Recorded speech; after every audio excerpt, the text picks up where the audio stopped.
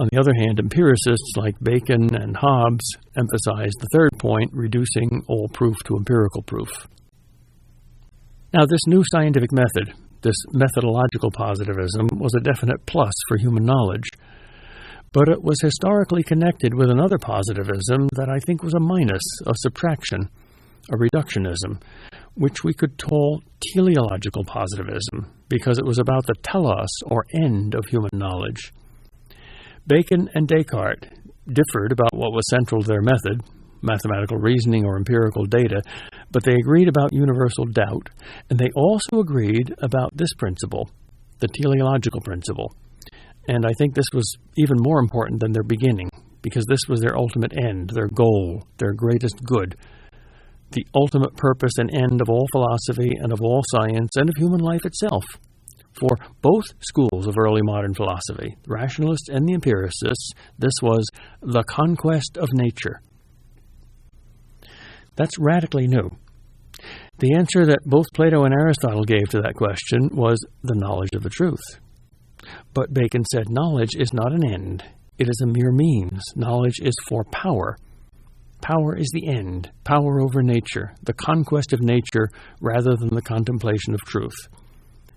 This, I believe, is the single most important distinctive feature of modern Western civilization, because it's a new summum bonum. It's a new greatest good. It's almost impossible to overemphasize how radical this is. C.S. Lewis puts it this way in The Abolition of Man, when he points out that this same new summum bonum is present in both scientific technology and in the very unscientific technology of magic, which arose at the very same time as modern science and technology. It did not arise in the Middle Ages, but in the scientific Renaissance, in the early modern era. Lewis says that for all pre-modern civilizations, quote, the cardinal problem of human life was somehow to conform the soul to objective reality, and the means were wisdom, self-discipline, and virtue.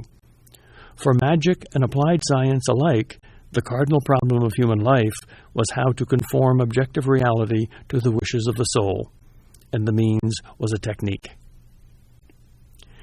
If objective reality includes Platonic ideas outside the cave, whether in the mind of God or not, then the meaning of life and our supreme happiness would be to know them, to contemplate them, to structure our lives by them, to conform to these superior ideals.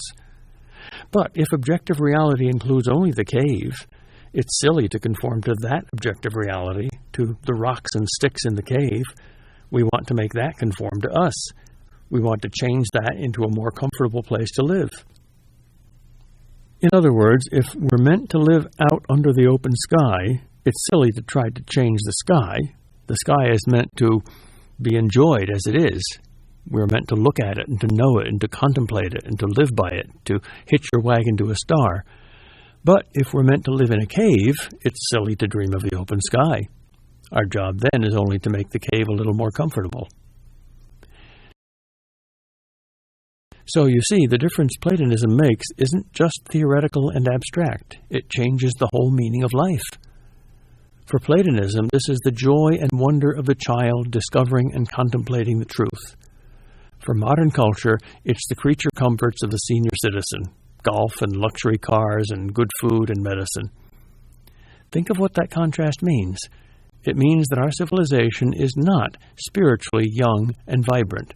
It's old and bored. It was classical pre-modern civilization that was young. If you want to see what our ancestors looked like, look at a child. If you want to see what we look like, go live in Florida.